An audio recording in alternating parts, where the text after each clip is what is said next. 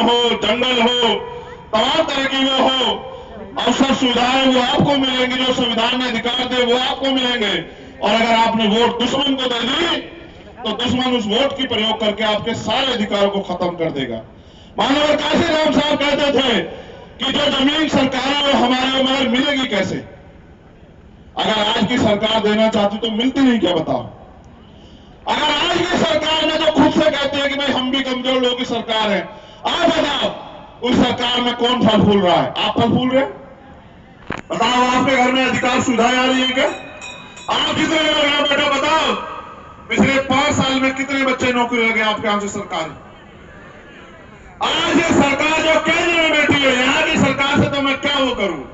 ये तो जिस दिन मेरे लोग जाग जाएंगे इनको भी हटा देंगे, इनको भी बता देंगे कि भाई अब जो है हमें ऐसे लोगों की जरूरत नहीं जो सिर्फ नाम हमारा लेते हो या जात हमारी रखते हो लेकिन काम हमारे नहीं करते, ऐसे लोगों की हमें जरूरत नहीं। मैं तो आपसे कह रहा हूं कि आज जो केंद्र में सरकार बैठी है वो सरकारी सारे डिपार्टमेंट खत्म कर रही है। आप बताओ दलित पिछड़ों के बच्चों को कौन देगा सरकारी नौकरी? पाल प्रजापति, कश्यप, कुमार, लोहार, जो तमाम जातियां हैं, सैनी हो, गुजर हो, जाट हो, तमाम जो शेड्यूल कास्ट की बैकवर्ड की जातियां हैं, शेड्यूल कास्ट की जातियां हैं, आपके बच्चों को कौन आगे बढ़ाएगा? जब इस देश में आज भी इतनी गैर बराबरी है कि लोग आपके हाथ का छुआ पानी नहीं पीते, लोग आपको अपने बराबर में नहीं बिठाते, लोग अगर आपसे रिश्ता रखते हैं तो सिर्फ इसलिए रखते हैं मेरे लोगों क्योंकि आपके पास वोट का अधिकार, जिस दिन चला गया वोट का अधिकार, जिस दिन संविधान कमजोर हुआ वोट का अधिकार चला जाएगा, और जिस दिन चला गया वोट का अधिकार आपकी बस्तियों में कोई ख्याल रखने नहीं आएगा।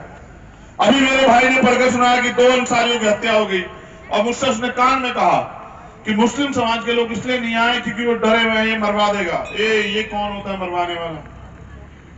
अगर हमारे लोग तय कर लें ये इस हालत में भी नहीं रहेगा कि विधानसभा में घुस जाए। क्या बात करते हो मरवाने की? ये विधानसभा में घुसने लायक नहीं रहेगा, आने दो चुनाव, हम बताएंगे कैसे जो है मरवाए जाते हैं हमारे लोग। मैं आपसे भी कहना चाहता हूँ, काशिफ यहां बैठा है, हम यहाँ इस देश में ना धूप सहने के लिए पैदा हुए ना मरने के लिए पैदा हुए। ये देश हमारा है और हम इस देश में स्वाभिमान सम्मान से हक अधिकार के साथ जीने के लिए पैदा हुए।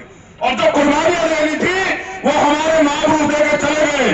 अब हम कुर्बानियां देंगे, अब हम मेहनत करेंगे, गांव बस्तियों में जाकर अपने लोगों को तैयार करेंगे, अपनी ताकत बनाएंगे।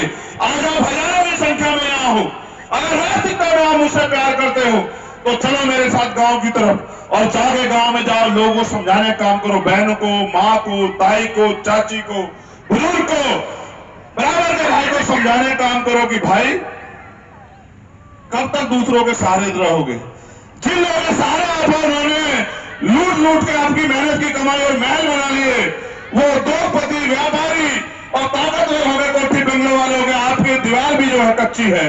अपनी दीवार की परवाह करो, अपने भूखे पेट की परवाह करो, अपने लोगों की परवाह करो, अपने स्वाभिमान सम्मान की परवाह करो और अपनी बहन बेटियों की इज्जत की परवाह करो। कहां दूसरों के चक्कर में पड़ो? जो लोग आपको स्वाभिमान सम्मान का जीवन नहीं दे सकते वो आपको अधिकार देंगे, कहां जी रहे हो यार?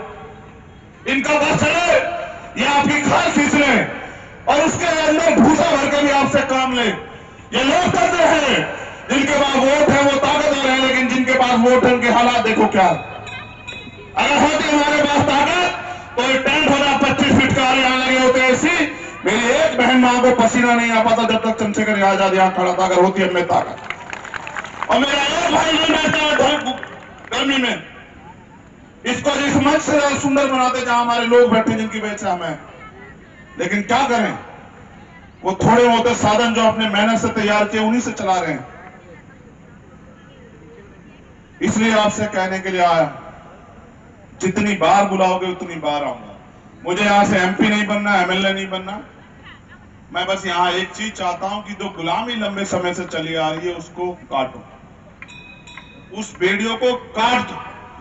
मैंने तो सुना अगर नहीं काट पा रहे तो उस टांग को काट दो, उसमें बेड़ी पटी है, लेकिन इस गुलामी की बेड़ियों को काटो, अपने पैरों पर खड़े हो, क्योंकि जब तक आप अपने पैरों पर नहीं खड़े होंगे कोई आपको जो है कोई सम्मान नहीं देगा। आपको अपने पैरों पर खड़ा होना पड़ेगा। जो नौजवान पढ़ रहे हैं मैं उनसे भी कहना चाहता हूं, खूब अच्छे से पढ़ाई करो,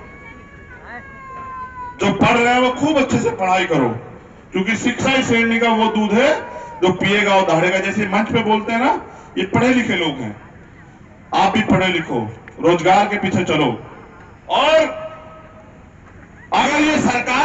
रोजगार ना देने का मन बना ले तो फिर अपनी सरकार बना लो। ये झारखंड जो है ना, इसमें 90-95% आबादी SC, ST, OBC और माइनॉरिटी की है। मैं इसको बहुत करीब से देखता हूं। मैं मान्यवर काशीराम साहब पलामू गढ़वा बहुत आए, मैं भी आने की इच्छा रखता हूं और चाहता हूं कि यहां से कोई गरीब का बेटा भी आगे बढ़े, लेकिन आनंद तब आएगा जब आप अपनी जिम्मेदारी समझोगे। अकेला चंद्रशेखर क्या करेगा आप बताओ? अकेला चंद्रशेखर तो जिस दिन दुश्मन को लग गया कि हमारे लिए बड़ा खतरा हो गया, उस दिन वो कहीं ना कहीं से धोखा पहुंचा के, नुकसान पहुंचा के रास्ते से हटा दोगे, क्या करोगे फिर?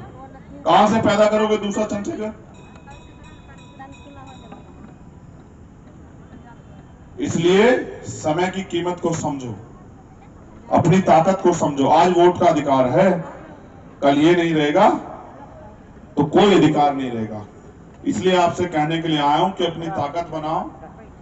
और मेरे यादों को, ये जो नौजवान साथी यहाँ बैठे हैं जो मेहनत कर रहे हैं, आप ये सोचो, जिन्होंने बिना किसी स्वार्थ के, मुझे भी नहीं पता था ऐसा समय आएगा कि हमें दल बनाना पड़ेगा अपने लोगों की रक्षा सुरक्षा और उनके अधिकारों के लिए, उनको ताकत देने के लिए।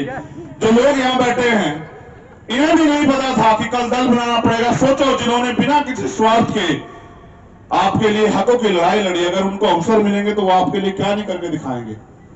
मैं तो आपसे भी कहता हूं, मैंने मध्य प्रदेश के लोगों से कहा कि जो समस्या आप समस्या समझते हो उसको एक लिस्ट बना के मुझे दे दो और ताकत बनाओ।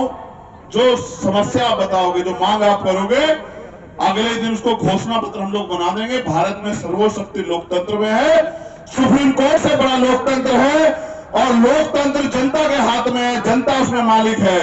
आप जिसको चाहोगे वो ताकतवर हो जाएगा। बस आप मेरे संदेश को लेके गांव देहात कस्बे गली तक चले जाओ और ये कहो कि आपका भाई आपसे ताकत मांगने के लिए आया है, आपका भाई आपसे अपने संघर्षों के लिए एक अवसर मांगने के लिए आया है, आपका भाई आपसे कहने के लिए आया है कि अब तो उठ खड़े हो।